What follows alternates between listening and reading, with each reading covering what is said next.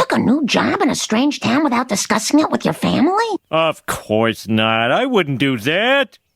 Why not? We have roots here, Homer. But Marge, this is a chance for me to fulfill my lifelong dream. What lifelong dream? Promise not to laugh? I always wanted to own the Dallas Cowboys. I'm sorry, Dad. I just find that very cute. Telegram! Project Arcturus couldn't have succeeded without you. This will get you a little closer to that dream of yours. It's not the Dallas Cowboys, but it's a start. Drop me a line if you're on the East Coast. Hank Scorpio. Oh, the Denver Broncos! I think owning the Denver Broncos is pretty good. Yeah. Well, explain to me why it isn't. You just don't understand football, Marge.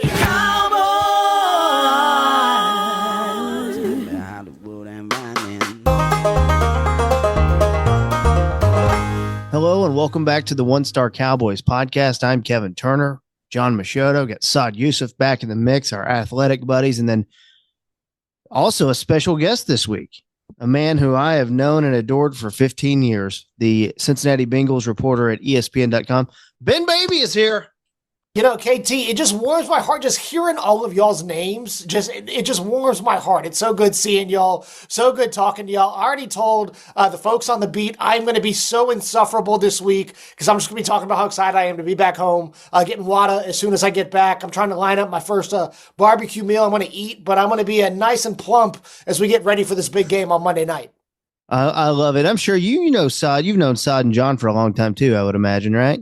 Yeah, Go Mean Green. That's what I'm saying. I'm just excited to hear y'all's names. See y'all. Unfortunately, Machota is outnumbered 3-1 by North Texas grads. So I'm sorry to. That's life in DFW for you. We run the Metroplex. You just gotta take it how you get it. So, but yeah, sorry about that. Yeah, no, I think John, Ben, and I all crossed over at the morning news at the same time too. I was part-timer, but both of them were full-time at the morning news. Yeah, it's crazy how we've all come a long way. It's so good, fellas. And we've got who knew we'd be covering a Simpson-themed telecast on Monday night between these teams that, quite honestly, I'm sure we all thought were going to be a lot better than they were when the season started back in September. Yeah, it's become pretty traditional to see Ben Baby in January on ESPN covering Bengals playoff games. And then here we are this year with just a bit of a disaster of a season. Bengals 4-8, Cowboys 5-7. I can't believe the Cowboys have a better record than the Bengals do right now. John, let's start with you, though. Let's catch up on a couple things. I think the big story so far this week, and tell me if you disagree. By the way, folks, we're recording this on Wednesday night, so we're way ahead of the game here. But Dak gets a little interview with Jory, and then you had a good question for McCarthy. What did you take out of that? Because I was trying to decipher what everyone was kind of meaning there, and I'm not sure that I got clarity out of it. Oh, so you want to start with that and not the two defensive backs they signed to the practice squad? Your call. Okay, we'll start with that. I would say the thing I took out of this is that was Dak's way of saying that Mike McCarthy has not had full control, and let's be honest, if you don't have full control, there's only one person you point to, and that's Jerry Jones. And so, well, I get where Dak's coming from, and he certainly, here's the thing, like, it holds a lot of weight because there's no player that McCarthy talks to probably more than Dak. I mean, they meet every week outside of just your general on the practice field. Like, they talk about way more stuff than just football. And so I'm sure they've had some conversations where, Dak and McCarthy talk about some stuff that Jerry did that, might undermine the team or make things more difficult. I get all of that. And if you're Dak, what else are you going to say when you're asked about McCarthy and his future? I mean, Dak has been very positive about all the coaches he worked for, and there's no possible way that if you've worked for any more than 5 people that you're going to like all of them. I mean, just happens, but he always has taken the high road, and he always speaks highly of all the coaches he's had. So I didn't expect him to say any different, but I think it adds a little bit of validity to the whole. Yeah, there's things that Jerry does that Mike probably would like to do a different way, but I will also say this. I don't think that Mike was doing as much that he gets to do now when he was in Green Bay. And so I I think what it all comes down to for me is that Mike's been a very good coach. He's helped him win 12 games, 12 games each of the previous 3 seasons. But then when they get to the playoffs, they don't really do anything. And it's hard to sit there with all the storylines that we cover with the Cowboys. There's just a lot of picking and choosing that goes on with the Cowboys. Like, yes, the tours bother the players. Except it's fine when they win 12 games, but then when the playoffs start, then it's the tours. And then it's the Sun, and then it's Jerry doing radio interviews. Like, okay, please, then if that's it, then please perform like the Browns during the regular season so we can just put a bow on this and move on. But it's not that easy, kids. It's not that easy. There's a lot more to it. And so you can't just point blame at Jerry Jones all the time. Mike McCarthy deserves a lot of blame. You know who else deserves a lot of blame? The person that did the interview, Dak Prescott. He could have done more. It's not like he's not a young third, fourth year quarterback anymore. He could have done a lot more too. He's part of the reason they're in the situation that they are right now too. So there's plenty of blame to go around. Of course, the majority goes to Jerry, but I get annoyed when people say it's, oh, well, yeah, if you just fix the Jerry thing, you're fine. I'm like, really? You think that that's just that there's no other issues? Yeah, the thing that I'll add on that with Dak's interview, specifically with Jory there, is that it wasn't a case of like, it wasn't just a case of like, well, what else is he going to say? Because if you go back to Jerry's interview on The Fan when he was asked about McCarthy and he was like, oh, it's not crazy that, McCarthy could get an extension. That's a case of like, yeah, well, what else is Jerry going to say at this point when he still is going to keep McCarthy around for at least another month and a half? That was a case of that.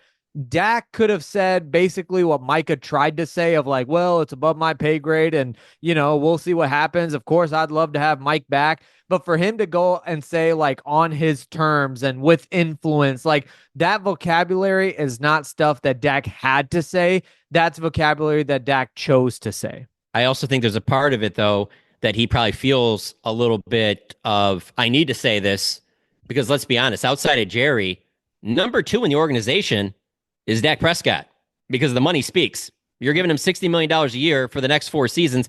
He has the most pull, so he can say things like that. He's not going anywhere. No matter if it's Mike McCarthy next year or somebody else coaching that team, it has to be built around Dak Prescott. There's no going around that. After Jerry, Dak is the next most locked in person. I mean, obviously outside of the Jones family. But I'm just saying, like, scouts, Will McClay, any of the coaches, any of the other players on the team, there's all a greater chance that they could be gone over Dak Prescott. He's not going anywhere. So I wonder if it also was Dak feeling a little bit of, well, I got to say something because I'm not going anywhere. And so I'm going to stick up for my guy. And then there's probably also, let's be honest, he probably doesn't love the idea of who knows who the next coach is.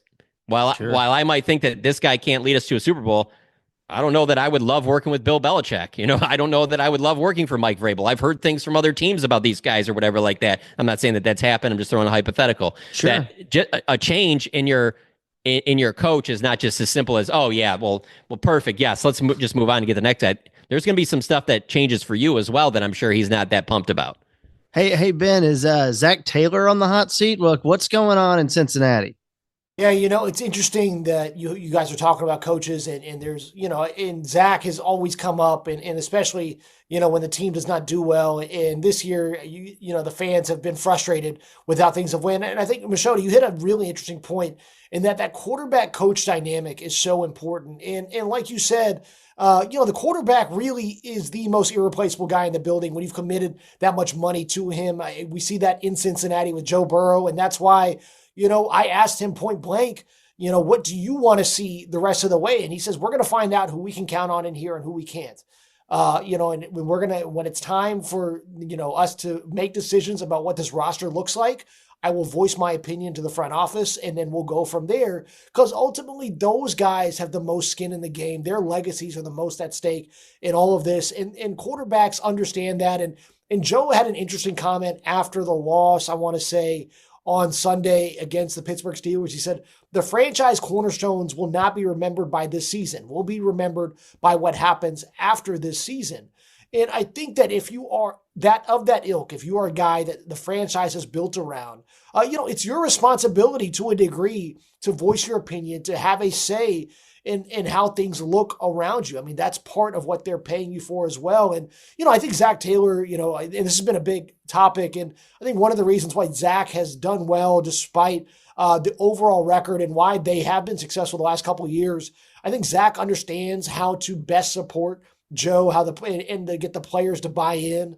I think that's something we haven't seen waver so far. And once that starts to happen, or if that happens, then you start asking questions about the overall schematics. But, I think a lot of people fail to really understand how important it is for the players to all be bought in to what the head coach is selling as the vision. They feel motivated. They feel like they're in a good position to succeed. They feel like they're listened to. I think those are so big in today's day and age. I think that play calling and schematics, game management, all those things, those can all be improved over time. You can hire new coordinators. You can be adaptive.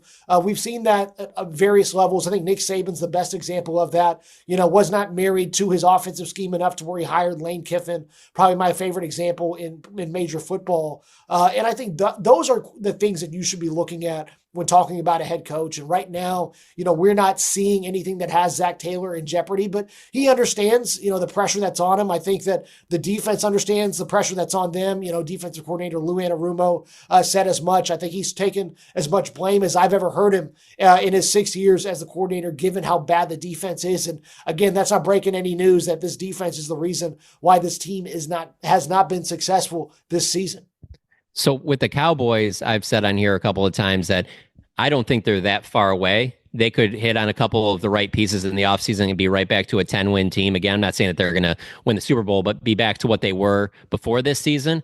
Do you feel the same way about the Bengals where, hey, if they hit on a couple things in the offseason, they could fix this defense and get back to the team that they were, where they were making deep playoff runs? Or do you think it's bigger than that? Yeah, I'll be honest. I do not think it's going to be that quick. When I look at the holes on that side of the ball, and one thing I was stunned, I was going through the game notes. I did not realize the Cowboys had that many undrafted free agents on their roster. Like, it is a staggering amount of players who went undrafted. I think I'm curious to see where that ranks amongst other players in the other teams in the league. Even if you acquire guys where they drafted by other teams before they got to you, it's a large amount. I found that just as an aside.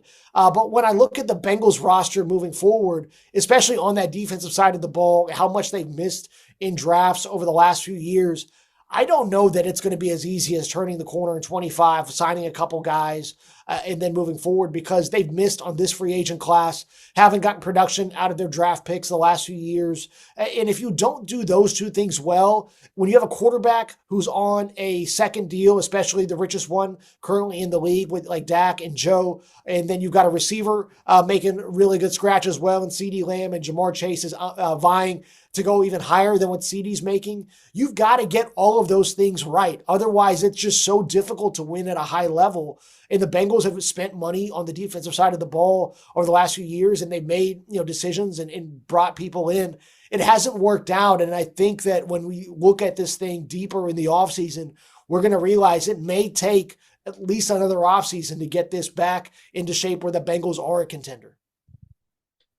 Now, Saad, what jumped out at you? And obviously, that thing, we're still middle of the week, right? And we got a Monday night game, but we got the big win over the Giants, and you weren't here for the last couple of podcasts. Anything that you want to weigh on from the last week or so? It's just funny because I feel like we're kind of in this limbo with the Cowboys of like more than 2 weeks, a little over 2 weeks ago, it was just, bury them. And now like there's a little bit of like, can they make the playoffs, or like what if they go on a crazy run or something? And to be honest, like I feel like this game for the Cowboys is what the Bengals were last week. Like I feel like this is the game. If the Cowboys lose this, like put a bow on it, end it. I don't like if there's a mathematical chance, whatever, it doesn't matter. But if they win this, like I feel like things can't like I don't think I'm not picking the Cowboys to make the playoffs, to be very clear, even if they beat the Bengals. But I feel like the murmurs are going to get a little louder. And I'm really interested to see how it kind of, all kind of falls for them in that way, because I do think that they're playing a better brand of football. I feel like they're allowing Cooper Rush to be at his best, which ironically, by the way, when he went 4-1 a couple years ago in 2022, it started with a win over the Bengals, who I think went to the Super Bowl that year or the year before or something like that. Like, it was a good Bengals team. And so, a good defense, a running game with Rico Dowdle. They finally got over 100 rushing yards with a player. So all that stuff, I would say, like, to me, it's just really interesting where the Cowboys are right now. I hate to be the bearer of bad news here, Saad, but unfortunately, ESPN Analytics, I checked it while we were talking, gives the Cowboys a solid 1% chance of making the playoffs. I believe they're actually beneath the Browns, which I don't know how that's possible in our FPI. The Bengals are at just 2%. So those are looking like pretty dire scenarios. But I think in the NFC, you're never really out of it. Like, I don't really know what goes on in that conference year in and year out, but it seems like somebody always just sneaks in at the end of the year. And it's a very winnable game for the Cowboys, and there's still 5 games left in the regular season. So anything can happen. To your point, but it is, both these teams are not looking in great shape as we get into this one. One thing that I'll say about this matchup real quick is it feels like, I know we're talking about these are 2 bad teams, because I think the Bengals are like 4-8 and Cowboys are 5-7. And the Cowboys, when you look at the season though, like, I feel like the Bengals are a better team having a bad season, whereas the Cowboys have gotten blown out in games. Like, when I watch the Bengals, and specifically Joe Burrow, and I'm on record as saying Joe Burrow is literally my favorite player in the NFL. I love Joe Burrow, but every time I see him do something, it reminds me of that Tungsten Armo Doyle tweet from like the Ohtani Trout days with the Angels, where it's like he's done some crazy thing, and then the Bengals have lost 55-53, and he set some like crazy record, and like that's what the Bengals season is reminding me of right now, is more of like when Ohtani and Trout would do crazy stuff, and then the Angels would just lose. Yeah, it's kind of a situation too. When you look at the entire like NFC, I certainly thought the Vikings would have given back a couple games, but because the Packers and the Vikings are kind of there as your, the other 2 wild cards, you're sitting there going, okay, well, there's not a spot for us unless Washington stumbles up, and they're just too far behind. And I don't want to kill anyone's hope. It's just like, it just is what it is right now, and it's okay. It's okay. Because I think, there's a healthy portion of the fan base. Any poll that I've put up certainly was wanting the Cowboys to lose games, but not now. Right now, it's like, might as well see what we got here. Boy, it would be something, though. Saad said it 2 weeks ago after the Washington win. He's like, just Giants on thing. You somehow find a way on Monday night, and then you beat the Panthers, which Bryce Young's playing kind of good, by the way. Like, then you're 7-7. And if you would have told me that this team was going to get back to 500, I would have been like, you are nuts.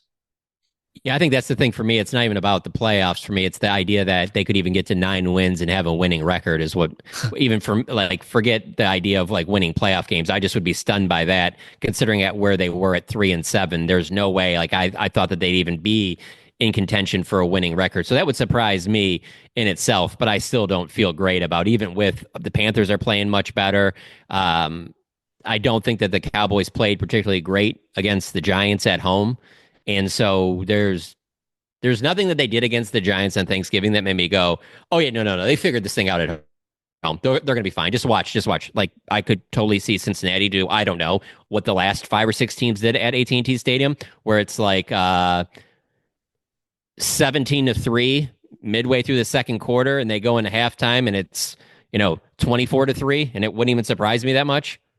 Yeah, and to piggyback off of that real quick, the New Orleans Saints fired their head coach in the middle of the season, and Derek Carr, Alvin Kamara, and those guys were up 14-3 after the first quarter, and that was with DeMarcus Lawrence, Micah Parsons, Eric Kendricks, Trayvon Diggs. Everybody was on the field for that game, and the Saints did that. So sub out Derek Carr with Joe Burrow, sub out Olave with Jamar Chase, all that stuff. It would not surprise me at all if the Bengals just absolutely ran the Cowboys. It wouldn't shock me at all. Yeah, no, that's where it gets weird, because Joe Burrow's played like really good, right? And you go look at the numbers. that are just ridiculous about. I mean, I've just many stats you can look at. I thought the most fun one to me was the Tom Brady stat and over 30 something. I don't even have it in front of me, so I'm sorry. But like when a team gives up that many points, and Joe Burrow's lost more games than Tom Brady has his whole career. So like it's very strange. I don't know how you guys are covered because like the Bengals, it feels like are in most games though. Like Sod and John were saying. Like we have not been in the Cowboys have not been in some of these games. Some of these games have been like a race to the finish line to end it and put them out of their misery. Yeah, when the Bengals look back on the season, it's going to be a really disappointing one. They were up on Kansas City. Had they not committed pass interference on a complete bailout throw by Patrick Mahomes, they win that game. They were up double digits on Baltimore in both contests in the second half, just unable to close it out. So you flip those three results and you're looking at a much better season for them. They're in contention. They just haven't played like the hallmark of a quality team.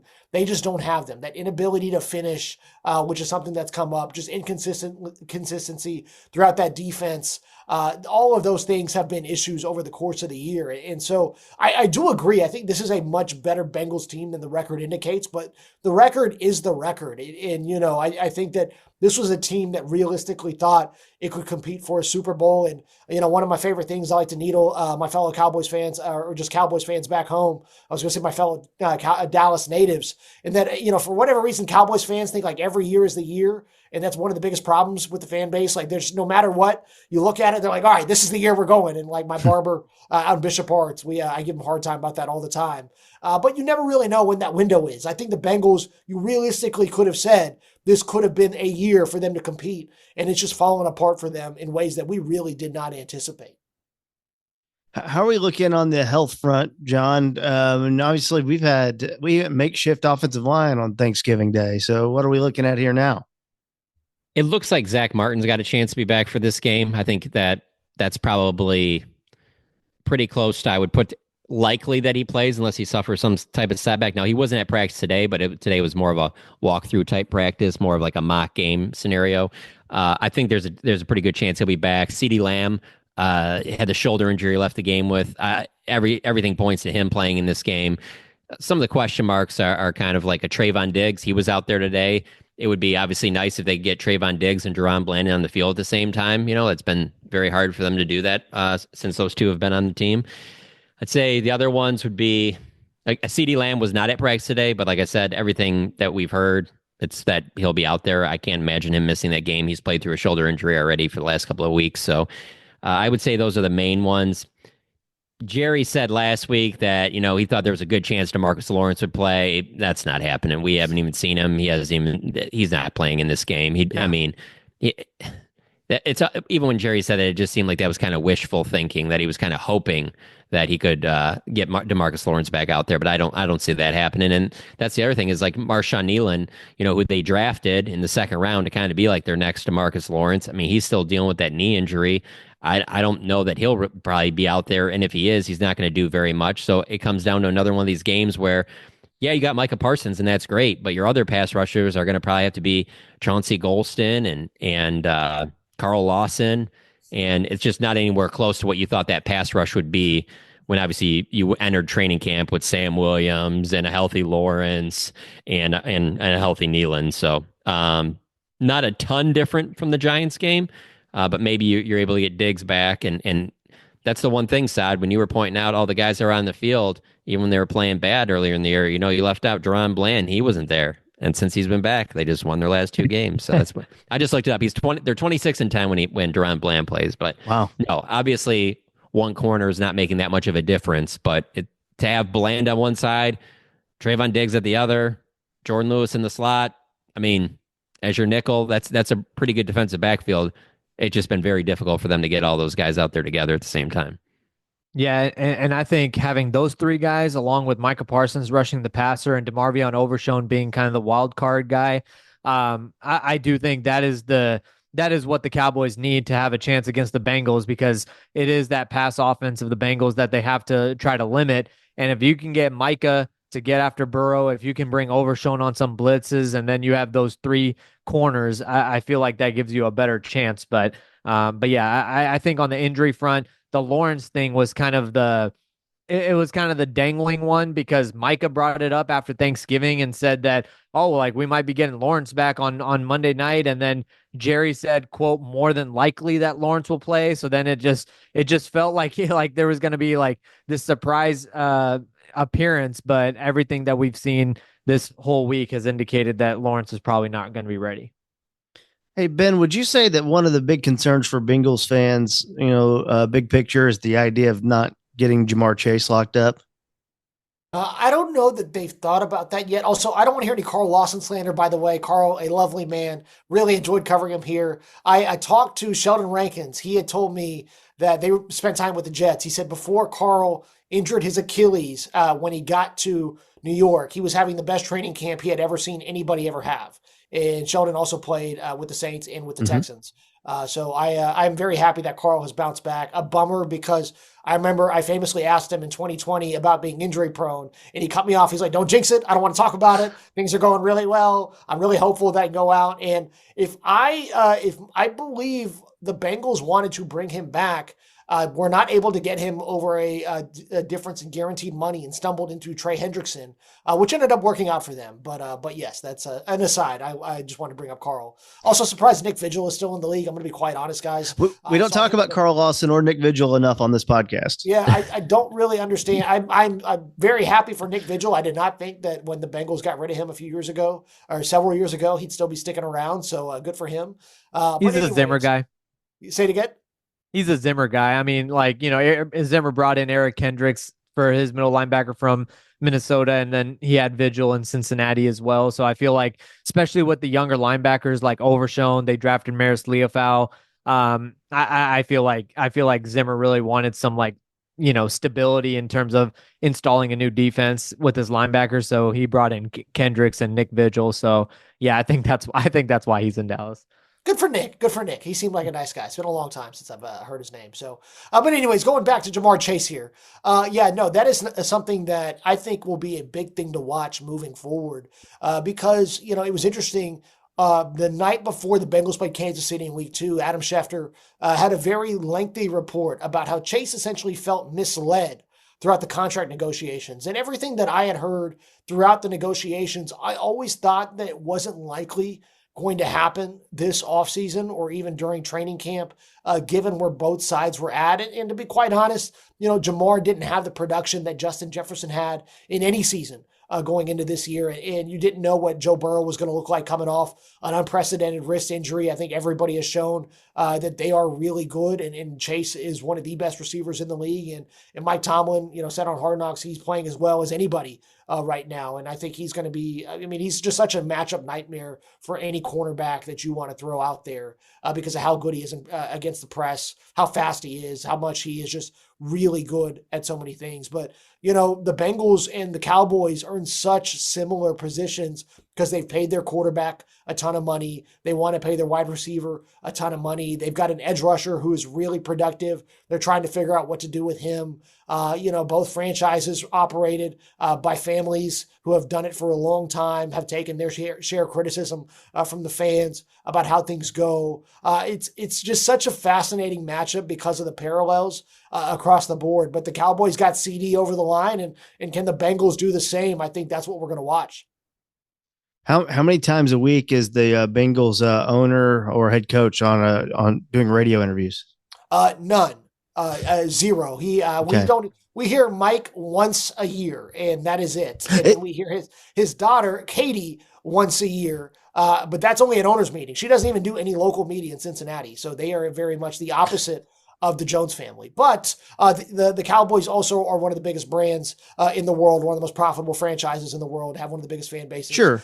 So there are some trade-offs that come with that. But you're saying if the owner doesn't talk and you never hear from him, then that doesn't just equal like Super Bowls and playoff success? Because I'm hearing down here that's if you do that, then that's the only issue that you have. Like if you have the owner and not talk, boom, that gets you a spot in January in the playoffs and everything's great.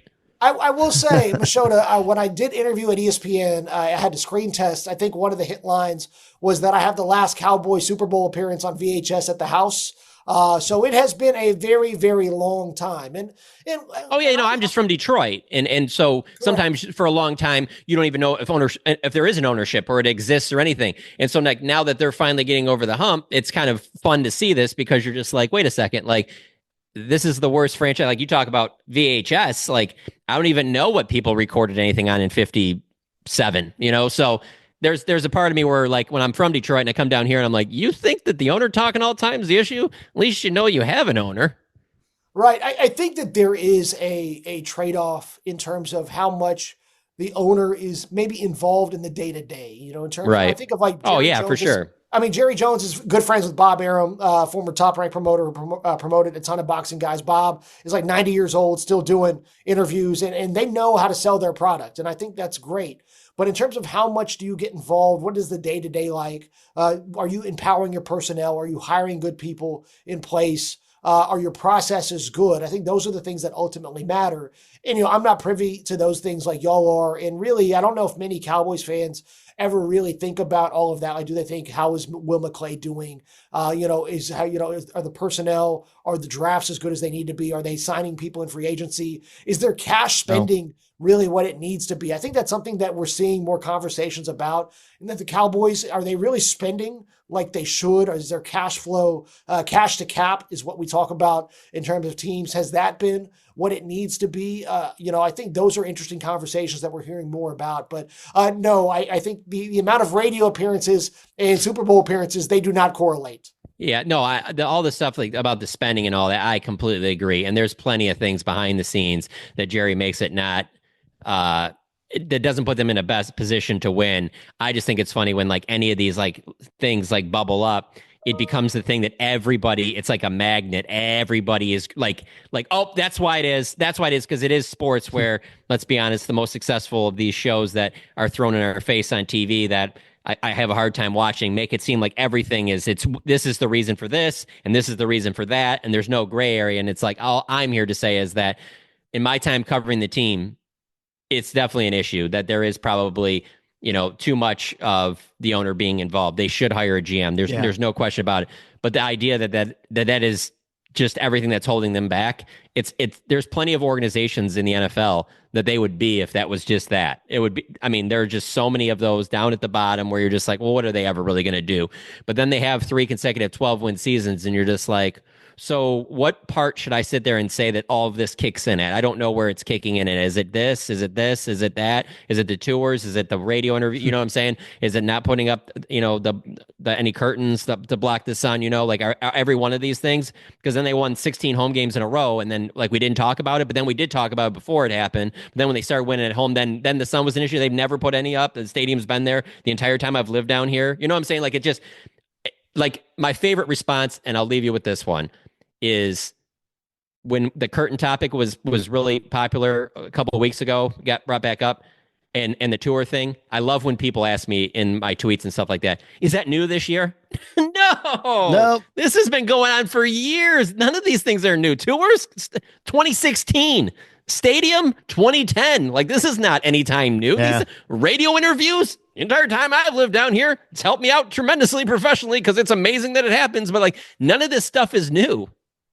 True. So let's do picks. We got 3.5 minutes left. Let's do our picks. I'll go first, guys. And I will, with confidence, say that one team has Joe Burrow, one team has Cooper Rush. Bengals 27, Cowboys 24. Let's go to you, Saad. Yeah.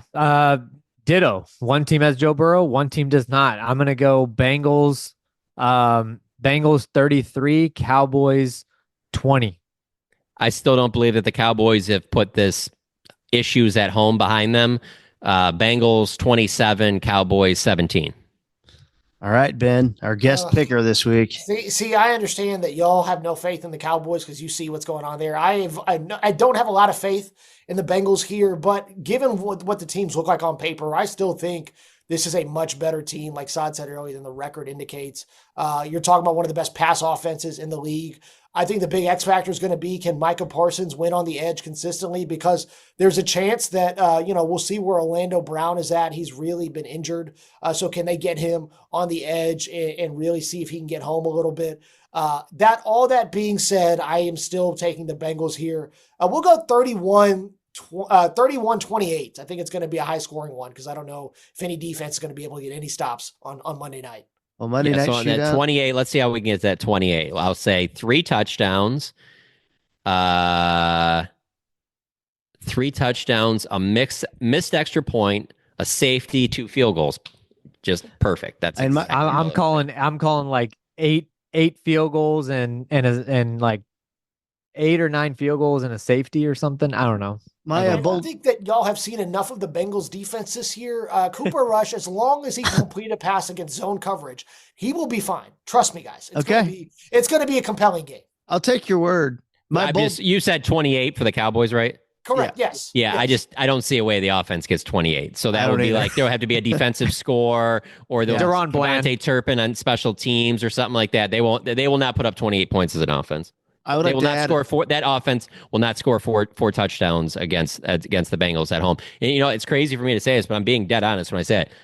If this game was in Cincinnati, I might feel a little bit different. But just watching this team, and this goes back to January, Ben. This isn't just this year. Weird. This goes back to 27-0 when there's a couple minutes to go in the first half of a playoff game that you're hosting as the 2 seed.